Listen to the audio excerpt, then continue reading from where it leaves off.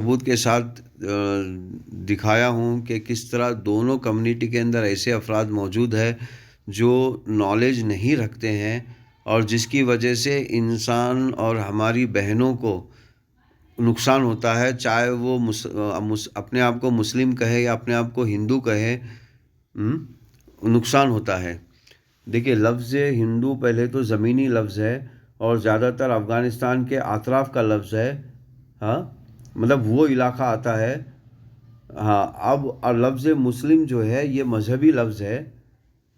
तो जो मुसलमान हैं वो भी हिंदू हैं, सारे हिंदू ही हैं, मुसलमान भी। चलिए आगे हम इनके सवालों का जवाब देने का सिलसिला बढ़ाते हैं। तो भगवत गीता एक धार्मिक ग्रंथ है और ये एक ऐसा धार्मिक ग्रंथ है जो कि ये भी सिखाता है कि इंसान को एक अच्छा खुशहाल जीवन कैसे बिताना चाहिए। देखिए, अब मैं नहीं कह रहा हूँ, ये खुद कह रहे हैं कि भगवत गीता एक धार्मिक धर्म है, वो सिखाता है कि इंसान को एक अच्छा खुशहाल जीवन कैसे बिताना है। अब ये सेम चीज़ कुरान सिखाता है आपको, और कुरान भगवत गीता की सर्टिफाइड भी करता है कि भगवत गीता ये सिखाता है बोलकर। तो अब इसमें मतलब इसमें लड़ाई रही कहाँ इसमें? तो ये जानबूझकर लड़ाई को क्रिएट कर रहे हैं ताकि ये कोई अपना मटेरियल फ़ायदा इससे ले सके। चलिए आगे बढ़ते हैं। हमें इंसानियत के राह पर सबके साथ कैसे चलना है और मनुष्य के जीवन में कैसे भी प्रॉब्लम आए, भगवत गीता पढ़ने से उसका हल निकल ही जाता है। और गीता का यही आकर्षण आपको इंडिया के देखिए, ये कह रहे हैं कि गीता पढ़ने से मनुष्य के प्रॉब्लम का हल निकलता है। भाई सेम चीज़ तो कुरान भी कह रहा है, और भगवत गीता और कुरान के अंदर तकरीबन सेम अल्फाज के साथ 250 श्लोक हैं, और 50 श्लोक को तो मैंने already online similarity of Bhagavad Gita और कुरान में बनाकर मतलब किताब भी बनाई है मैंने उसकी।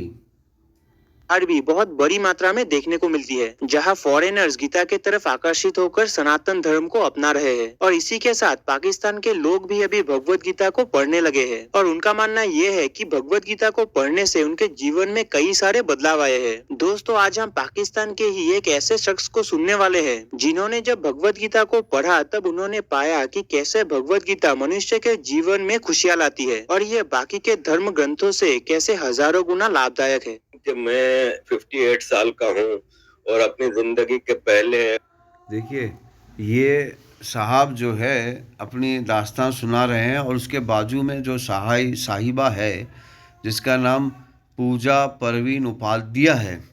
पहली बात तो देखिए, लफ्ज़ उपाध्याय उस्ताद को लगाया जाता है, और फिर ख़ास करके उस उस्ताद को लगाया जाता है जो मजहबी है। लफ्ज़ उपाध्याय उस उस्ताद को लगाया जाता है जो मजहबी है, जो पुराना उपनिषद, महाभारत, रामायण और वेदास, समवेदा, यजुर्वेदा, अथर्ववेदा, हाँ, इनका ज्ञान रखते हो, और भगवत गीता इनका ज्ञान रखते हो। अच्छा ठीक है, फिर ये लगाती है पूजा। पूजा इसलिए लगाती है क्योंकि पूजा करना इनको अच्छा लगता है। जब पूजा करना अच्छा लगता है तो भैया आपने कोई एक श्लोक भी याद नहीं किया।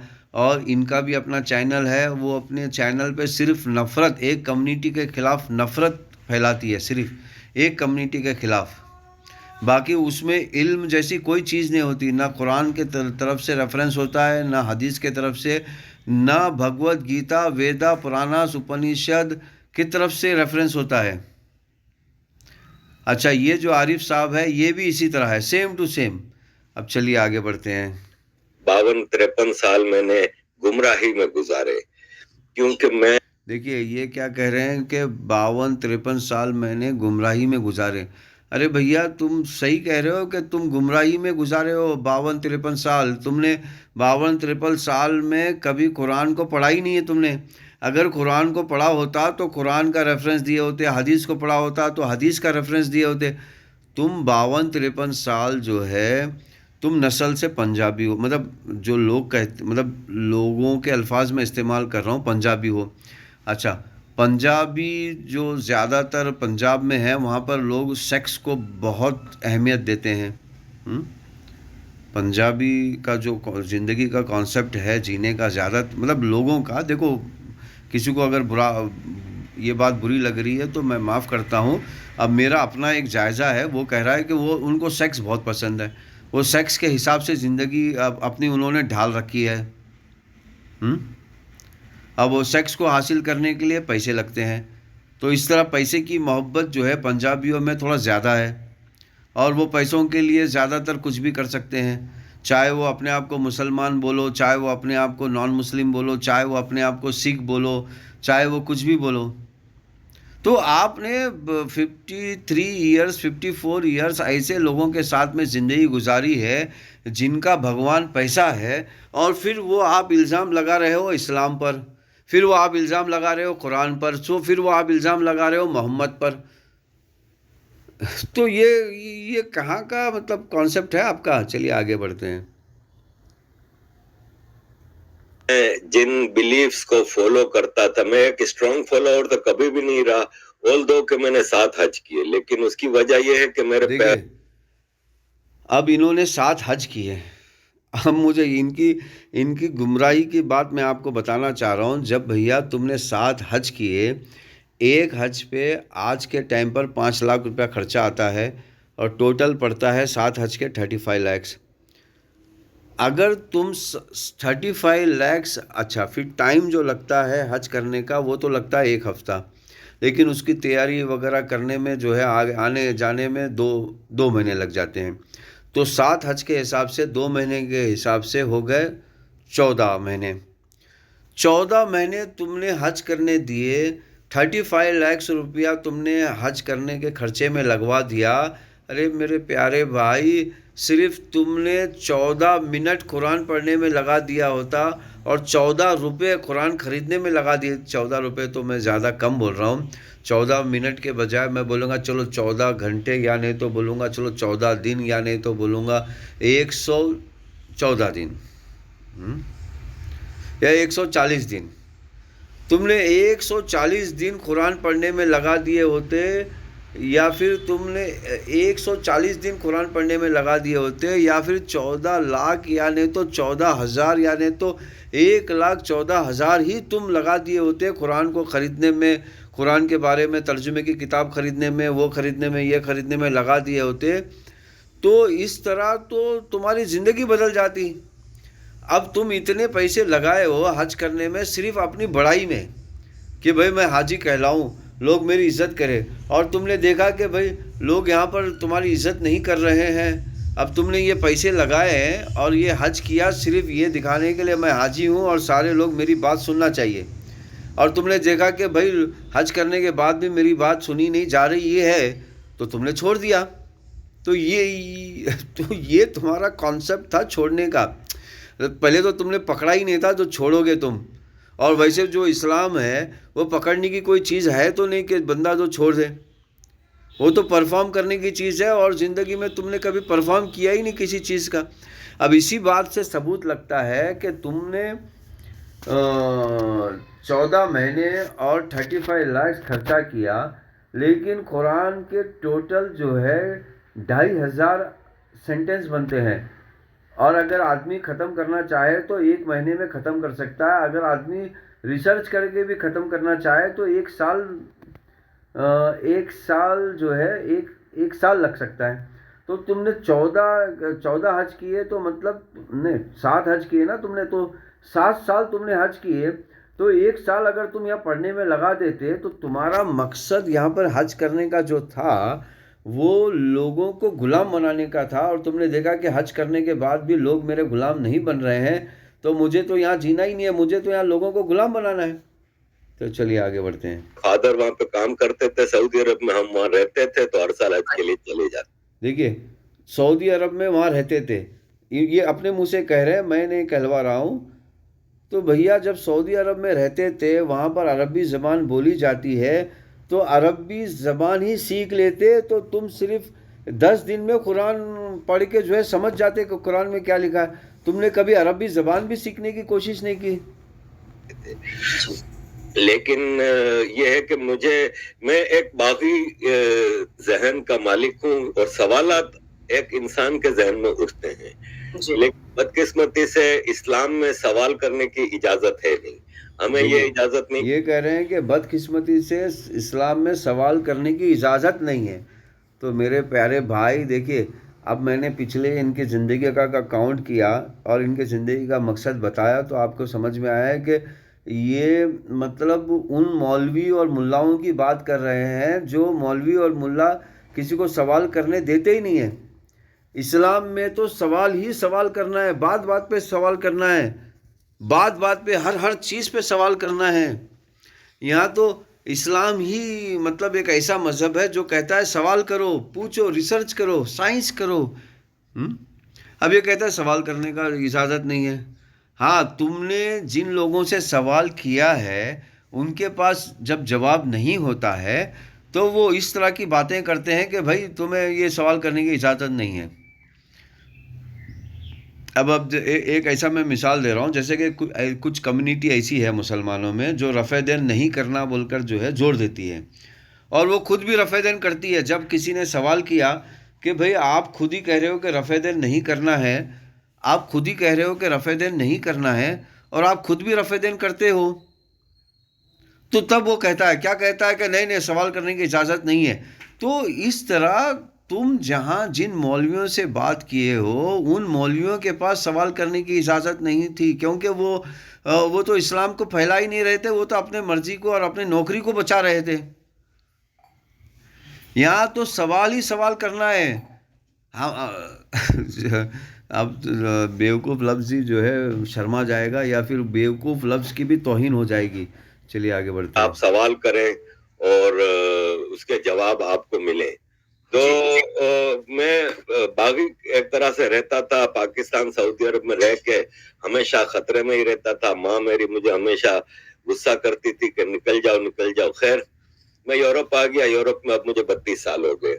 यहाँ आके इंडिपेंडेंट एजुकेशन का मौका मिला। मैंने बड़ी कोशिश की कि देखिए, ये खुद कह रहे हैं कि मैं यूरोप आ गया हूँ और यूरोप में मैं 32 साल से रह रहा हूँ और मुझे इंडिपेंडेंट एजुकेशन का मौका मिला। अब जब इन्हें इंडिपेंडेंट एजुकेशन का मौका मिला, तो उस वक्त इन्होंने कुरान क्यों नहीं पढ़ा? उस वक्त इन्होंने रिवायतें क्यों नहीं पढ़ी? उस वक्त इन्होंने हदीसें क्यों नहीं पढ़ी? अब ये यहाँ पर भी दूसरे मज़हब के बारे में पढ़ते रहे। मेरे सवालात के जवाबात मिले। फिर मैं ह्यूमन राइट्स के काम में आया। तो आपको पता है ह्यूमन राइट्स में फिर आपको ऐसी ऐसी चीजें पता चलती हैं जब आप यूएन जा। देखिए, मैं फिर ह्यूमन राइट्स के काम में आया, तो मेरे प्यारे भाई, ये जो कुरान है, ये जो हदीस है, ये जो इस्लाम है, ये पूरे का पूरा ह्यूमन राइट के ऊपर ही मबनी है। ह्यूमन राइट ही सिखाता है। अब इसको इतनी छोटी बात, इसके पूरे अब इस वक्त शायद 65 के उम्र के होंगे ये, तो 65 के उम्र में इतनी छोटी बात इसको समझ में नहीं आई कि ह्यूमन राइट ही सिखाता है।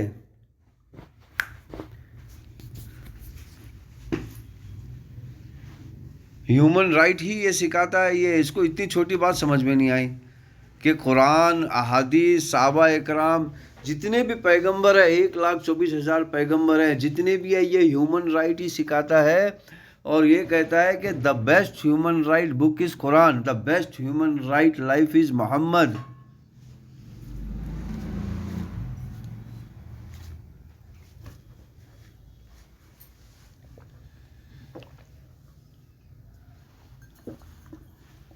चलिए आगे बढ़ते हैं। मुख्तलिफ फोरम्स पे जाते हैं। तो मुझे जब इन चीजों का पता लगने लगा, तो मैं फिर इस बात पे मुझे वो हुआ कि और इंडिपेंडेंट हिस्ट्री पढ़ी जाए। लेकिन पाकिस्तान इंडिया के हवाले से मेरी चीजें करेक्ट होती गई, क्योंकि हमें तो ये भ्रम दिया गया था कि हमने 65 की जंग भी जीती है, 71 की जंग भी जीती है, इंडिया हमारा बहुत बड़ा दुश्मन है, हिंदुओं ने कसम खाई है कि मुसलमानों को मिटा कर रख। देखिए, अब इंडिया हमारा दुश्मन है बोल के जो कॉन्सेप्ट है, ये किसने दिया? क्या कुरान ने दिया आपको? फिर क्या इस्लाम ने दिया आपको? फिर ये खुद आपने बना लिया है, और जिन लोगों ने बनाया है उन लोगों ने तुम्हारे दिमाग में डाल दिया है। तो अब इसमें या कुरान इस्लाम की कहाँ से गलती होती है? देंगे ये वो। लेकिन जब मैंने वो हिस्ट्री पढ़ी तो मुझे उसका बिल्कुल उलट मिला कि पाकिस्तान ने जंग जीती नहीं थी, बहुत बुरी तरह से हारी थी, और हिंदुओं ने नहीं, मुसलमानों ने कसम खाई है कि हिंदुओं को मिटा देंगे सारे। अब ये कह रहे हैं कि मुसलमानों ने कसम खाई है। अरे मेरे प्यारे एक्स मुस्लिम आरिफ साहब, कहाँ पर मुसलमानों ने कसम खाई है?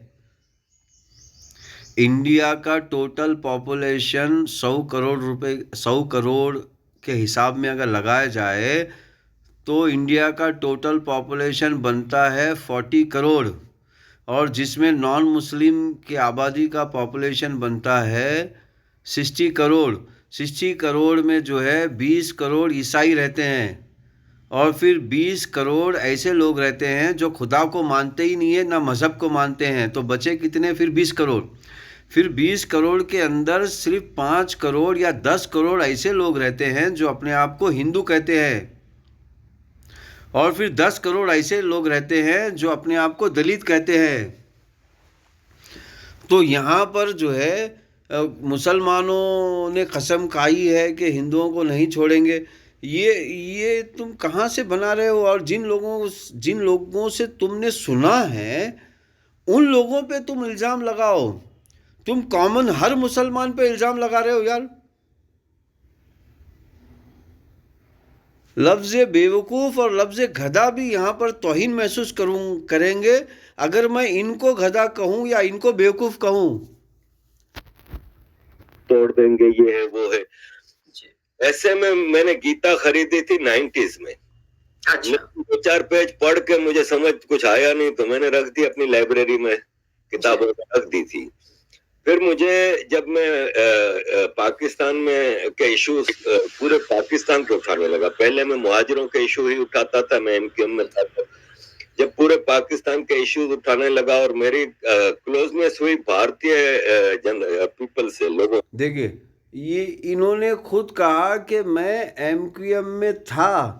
अब आपको पता चलनी चाहिए, यूट्यूब के ज़रिए से और गूगल के ज़रिए से आप पता कीजिए कि एमक्यूएम एक कम्युनिस्ट पार्टी है जो खुदा को नहीं मानती है। एमक्यूएम एक कम्युनिस्ट पार्टी है जो खुदा को नहीं मानती है। तो आप उस जमात में थे, तो यहाँ पर इस्लाम कहाँ से आया मेरे प्यारे भाई एक्स मुस्लिम आरिफ साहब? अच्छा, ये खुद कह रहे हैं कि मैं मुहाजिरों के इशू उठाया करता था। देखिए, लफ्ज़ पहले जो मुहाजिर है, तो लफ्ज़ मुहाजिर ही आप गलत बोल रहे हो भाई। जिसने हिजरत की उसको मुहाजिर कहा जाएगा, लेकिन जो वहाँ पे पैदा हुआ है उसको थोड़ी मुहाजिर कहा जाएगा। अब कुछ लोगों ने उस कॉन्सेप्ट को ऐसा बना लिया है कि भाई पैदा होने वाले को भी मुहाजिर कहा जाएगा। जब अब देखिए, अब आप खुद गए हो यूरोप में, आप रह रहे हो 32 साल में, 32 साल में किसी अंग्रेज़ ने तुमसे कहा कि तुम मुहाजिर हो? वो तो तुम्हें अपना भाई मानते हैं। फिर अरे भाई, कुछ लोगों की जो गलत प्रैक्टिसेस हैं और उन गलत प्रैक्टिसों का इल्ज़ाम मुसलमान पे लगाते हैं या इस्लाम पे लगाते हैं या फिर कुरान पे या हदीस पे लगाते हैं, तो वो उनका अपना ज़ाती फेल है, ज़ाती उनका ज़िंदगी है, ज़ाती ज़िंदगी में वो कुछ भी करे। यहाँ पर इस्लाम की, कुरान की, हदीस की, आखिरी रसूल मोहम्मद अल्लाहुम्मा सल्ली अला मोहम्मदिन व अला आलि मोहम्मदिन की गलती कहाँ से हुई? तो मुझे लोगों ने कुछ चीज़ों का जवाब देने शुरू किए, उसमें मेरे कुछ गुरु बन गए और मुझे सवालात के जवाब मिलने लगे। और फिर मुझे किसी ने गीता की एक आसान ट्रांसलेशन भेजी, जो मैंने पढ़नी शुरू की तो दरवाजे खुलते गए, खिड़कियां खुलती गई। और बेसिक सवाल ये था मेरे जहन में कि अल्लाह ने सबको पैदा किया है और अल्लाह बहुत ही रहीम है, करीम है, बहुत ही काइंड है। तो फिर मैं ये सोचता था कि फिर एक काइंड है, वो कहता है कि जो कलमा नहीं पढ़ता उसको मैं जहन्नम की आग में जलाऊंगा। अब ये कह रहे हैं कि देखिए, अब ये कह रहे हैं कि मैं गीता पढ़ा हूँ। अब यहाँ पर कॉमेडी देखिए, ये गीता पढ़ा हूँ कह रहे हैं। क्या कह रहे हैं? कि मैं गीता पढ़ा हूँ। अब यहाँ पर इनके जहन में सवाल आया अल्लाह के बारे में। अरे मेरे एक्स मुस्लिम आरिफ साहब, जब आप गीता पढ़े हो तो गीता के अंदर भी तो एक ही खुदा को मानना है। गीता के अंदर भी तो जो आदमी ईश्वर की बात नहीं सुनेगा उसे नर्क मिलेगी, उसमें भी तो सेम टू सेम लिखा हुआ है। यहाँ पर सिर्फ लैंग्वेज अरबी में लिखा है, वहाँ पर लैंग्वेज संस्कृत में लिखा हुआ है, बातें तो दोनों सेम ही हैं। अब यहाँ पर आरिफ साहब उन नफ़रत करने वाले अपने आप को जो नॉन मुस्लिम है, उन नफ़रत करने वाले नॉन मुस्लिम का जेब से पैसा निकालना चाहते हैं।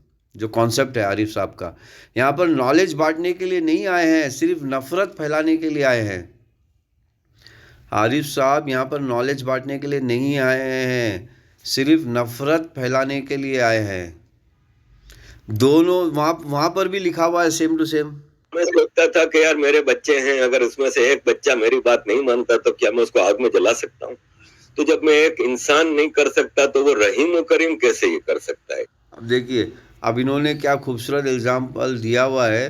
तो भैया भगवत गीता, वेदा, पुराना, सनातन धर्म, उपनिषद, सारे किताबों में वो लिखा हुआ है कि जहन्नम में जलेंगे बोलकर, जिसको नर्क कहते हैं। क्या कॉमेडी है। तो मुझे गीता में इसका जवाब ये मिला कि अल्लाह कहता है कुरान में कि भाई मेरी बात नहीं मानोगे तो मैं जहन्नम की आग में जलाऊंगा। गीता में भगवान कृष्ण कहते हैं अर्जुन को कि मैंने तुम्हें सारा ज्ञान दे दिया, सारी। अच्छा, ये जो क्वेश्चन है ये रिपीटेड क्वेश्चन है, उसका आंसर पहले ही दे चुके हैं। तो मैं यहाँ पर आप लोगों को ये बताना चाहता हूँ कि ज्ञान दे दिया, सारी बातें समझा दी। अब ये तुम पे है, तुम मानो तो मानो, नहीं मानो तो नहीं मानो। इसी तरह कुरान में है कि आप सिर्फ एक अल्लाह की इबादत करोगे, बाकी अगर किसी की इबादत करोगे तो आप जहन्नम में जाओगे। गीता के कहीं आपको कन्फाइन नहीं करती कि आप सिर्फ कृष्ण जी की पूजा करोगे या आप गणपति जी की। वो कर्म पे सारा जोर है कि अपने अमल अच्छे बनाओ, इंसान, जानवर, फल फूल पौधे, हर चीज का ख्याल रखो। और यही आज का साइंस। अब यह कॉमेडी देखिए कि मतलब अरे भाई सेम चीज़ तो कुरान भी कह रही है कि हर चीज़ का ध्यान रखो, हर चीज़ का ध्यान रखो। तुम रिस्पॉन्सिबल पर्सन हो, उस रिस्पॉन्सिबल पर्सन को ही खिलाफत कहते हैं कि तुम रिस्पॉन्सिबिलिटी लो। अब सेम बातें यहाँ पर कुरान और हदीस में है। अब ये किस तरह का जो है ये कन्फ्यूजन आप आरिफ साहब जो है कर रहे हैं, आप खुद अपनी आंखों से देखिए। कहता है कि क्लाइमेट के हवाले से और ये सब चीजें। अच्छा, क्लाइमेट के हवाले से तो मतलब कितना, मतलब आप देखिए क्लाइमेट के हवाले से अल्लाह के रसूल ने क्या कहा है कि वज़ू का जो पानी है वो कम से कम खर्चा कीजिए। और अल्लाह के रसूल सिर्फ एक छोटा सा लोटा, यानी कि इतने साइज़ का लोटे का पानी वो खर्चा किया करते थे बस। हाँ, अब उसके उन्हें के कितना ख्याल रखा हुआ है, यानी कि आप अगर रिलीजियस काम कर भी रहे हो तो उसमें क्लाइमेट का ध्यान रखो आप। हाँ, अच्छा, फिर अगर आप बिल्ली को पाल रहे हो तो उसको खाने का ध्यान रखो आप। अच्छा, फिर आप अगर आपने कुछ अच्छा पकाया है तो पड़ोसी का ध्यान रखो आप। तो यहाँ पर तो क्लाइमेट चेंज, अच्छा फिर जानवरों का, अच्छा फिर जैसे कि दरख्तों का ध्यान रखो आप, दरख्तों को आप बिला वजह मत काटो। चलो, क्लाइमेट चेंज पे मैं इन्हीं के एक्स मुस्लिम आरिफ साहब के हिसाब में और वीडियो बनाऊंगा। अभी आगे बढ़ते हैं। गीता कहता है कि नरम साफ सुथरी फूड खाओ, वही आजकल बायो फूड के ऊपर बहुत ज्यादा। गीता कहता है कि नरम साफ सुथरी फूड खाओ, तो भाई वही भी कुरान ही कहता है कि नरम साफ सुथरा फूड खाओ। हदीस भी कहती है, इस्लाम भी कहता है। तो यहाँ पर डिफरेंस मतलब क्या है, मतलब क्या करना चाहते हैं आप? जोर है, तो ये सारे जवाबात मुझे गीता से मिलने लगे। अच्छा, ये आप यहाँ पर देखिए मैं आपको यही कहना चाहता था कि इन्होंने कभी कुरान को पढ़ा ही नहीं है, जबकि ये जितने गीता की तारीफ़ में अल्फाज बोल रहे हैं वो सारे अल्फाज कुरान के अंदर, हदीस के अंदर, अल्लाह के रसूल की ज़िंदगी के अंदर मौजूद है। सहाबा इकराम में, औलिया कराम में, सारी ज़िंदगी में मौजूद है। और फिर मुझे एक खूबसूरत धर्म से इंट्रोडक्शन हुआ जिसमें सारे इंक्लूसिव फेस्टिवल्स हैं। कि आप सारे फेस्टिवल्स, एक तो फेस्टिवल्स का धर्म है, इसमें कहीं कोई मार कुटाई ये वो। देखिए ये कह रहे हैं कि सारे फेस्टिवल का धर्म है। हम अब अच्छा ये फेस्टिवल के कॉन्सेप्ट लेते हैं इन्जॉयमेंट को। अरे मेरे प्यारे भाई, सनातन में जितने भी फेस्टिवल्स बोल के जो हैं, वो कोई नाच गाने के मौज मस्ती के फेस्टिवल नहीं है। सारे के सारे ईश्वर की तरफ ध्यान लगाने के, ईश्वर की जय जयकार बोलने के फेस्टिवल हैं। दिवाली ले लो, दिवाली जो है ईश्वर की जय जयकार की फेस्टिवल है, जिसमें हिंदू राष्ट्र ख़त्म हुआ, ब्राह्मण राष्ट्र ख़त्म हुआ। राम ने हिंदू राष्ट्रों को ख़त्म किया, ब्राह्मण राष्ट्र को ख़त्म किया, तो दिवाली मनाई जाती है।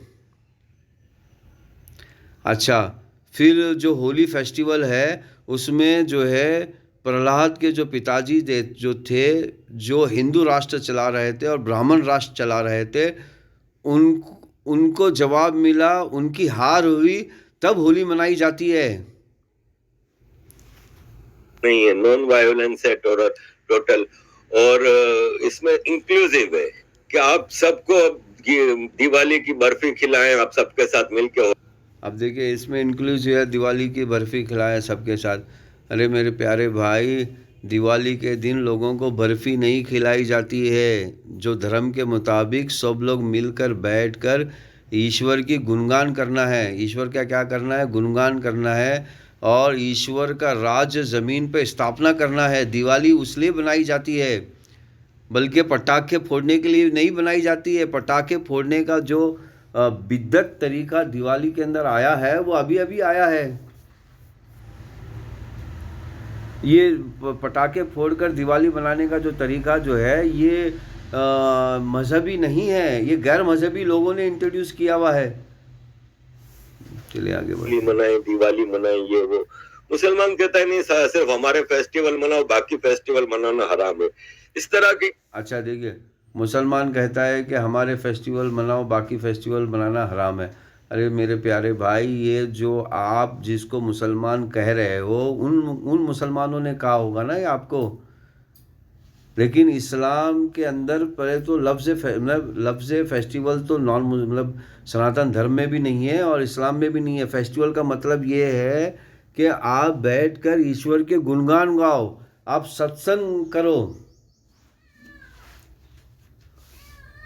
कई चीजें, मुझे कई सीख मिली, जिससे मुझे ये फील हुआ कि ये जो हिंदू धर्म है ना, सनातन फिलोसॉफी, ये ऐसा नहीं है जैसे इब्राहिमिक रिलीजन में है कि एक आदमी आता है। यहाँ पर देखिए, ये हिंदू धर्म है ना, सनातन धर्म है ना, या इसी फिलोसफिक नहीं है जहाँ पर इब्राहिमिक है।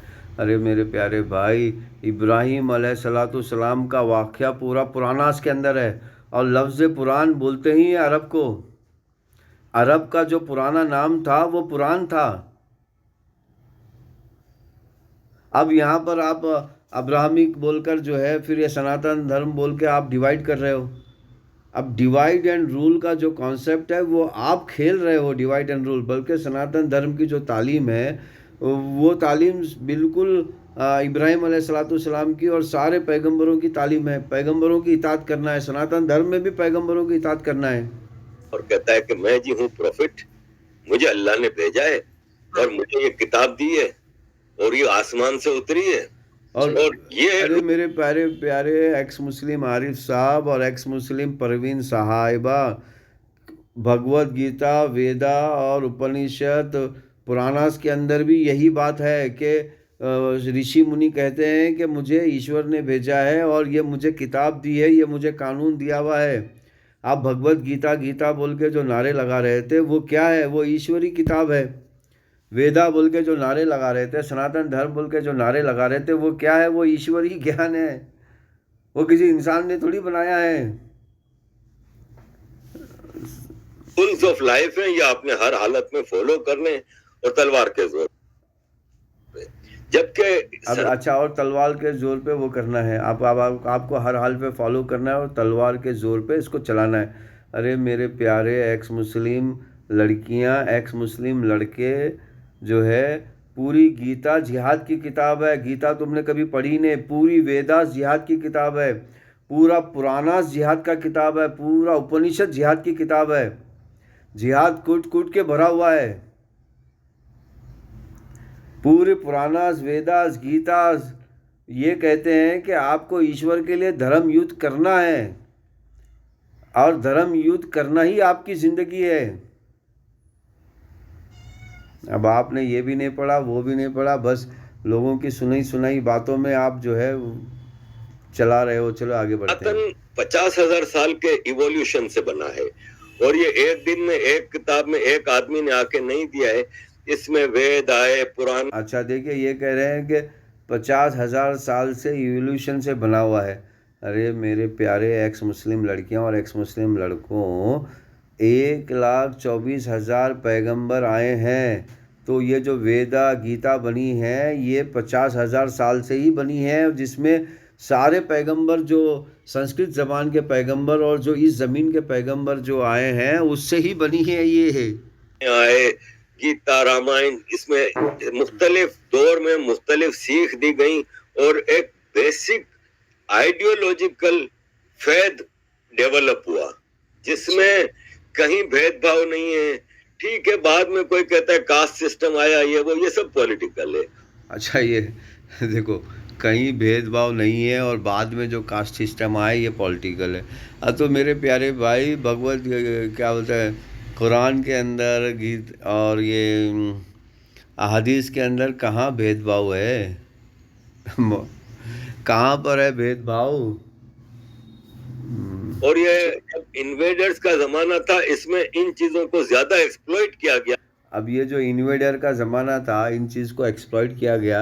अरे भाई, कौन इन्वेडर है? अब यहाँ भी देखो कितना बड़ा बेवकूफ़ बनाया जाता है। देखिए, जो हिंदुस्तान 1947 से पहले का जो हिंदुस्तान था, उसमें अफ़गानिस्तान, पाकिस्तान और ये बर्मा और ये सारे जो है मिले हुए थे, श्रीलंका और बांग्लादेश। तो इस तरह जो है 10 कंट्रीज़ मिलाकर एक हिंदुस्तान था। तो अफ़गानी लोग जो है, मतलब वहाँ के जगह के लोगों को अफ़गानी कहते हैं। तो जो अफ़गानी हिंदू थे, वो हिंदू यहाँ पर आके लड़ाई की और इंसाफ को कायम किया। तो इन्वेडर कहाँ है? ये तो अपने आप में एक सिविल राइट और सिविल राइट की फाइटिंग है ये, हाँ, जिसको गृह युद्ध कहा जाता है, सिविल वार कहा जाता है। तो सिविल राइट की फाइटिंग है। अभी सिविल राइट को आप इन्वेडर कहाँ बना रहे हो?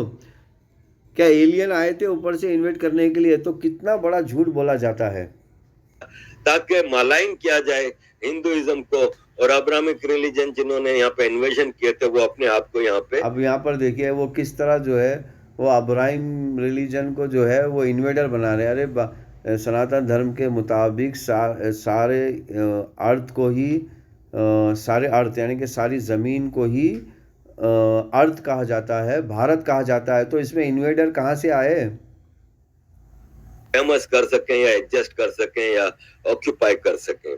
तो बाकी अदरवाइज मैंने देखा है कि जैसे औरतों के हवाले से सबसे ज्यादा मुझे मुश्किल ये आती है कि देखिए, दुनिया की 50% पॉपुलेशन है ना, वो औरतें हैं, लेडीज हैं, फीमेल हैं, महिलाएं हैं। और इस्लाम में क्लियर अल्फाज में, आज सुबह ही मैंने वीडियो लगाई है कि क्लियर अल्फाज में कहा है कि औरत है ना, वो मर्द की गुलाम है। अब देखिए, ये कह रहे हैं कि औरत है ना मर्द की गुलाम है इस्लाम में। अरे कहाँ है, कहाँ लिखा हुआ है औरत मर्द की गुलाम है बोलकर? कहाँ लिखा हुआ है? यहाँ तो साफ साफ लिखा हुआ है कि दोनों को मिल के कानून पे चलना है। अगर तुम्हारा मर्द कानून पे नहीं चलता है तो तुम उसको छोड़ दो, तुम उसके साथ मत रहो, तुम शिर्क कर रहे हो, तुम मुशरिक हो।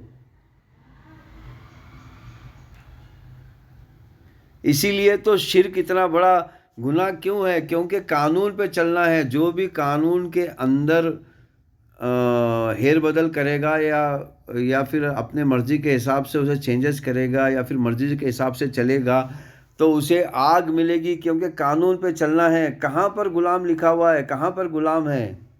और मर्द जब जिस वक्त जैसी भी हालत हो औरत की, वो बुलाए तो औरत उसको ओबे करे। अब देखिए, इन्होंने ये कह रहे हैं कि मर्द जब भी जैसे भी बुलाए उसको ओबे करें।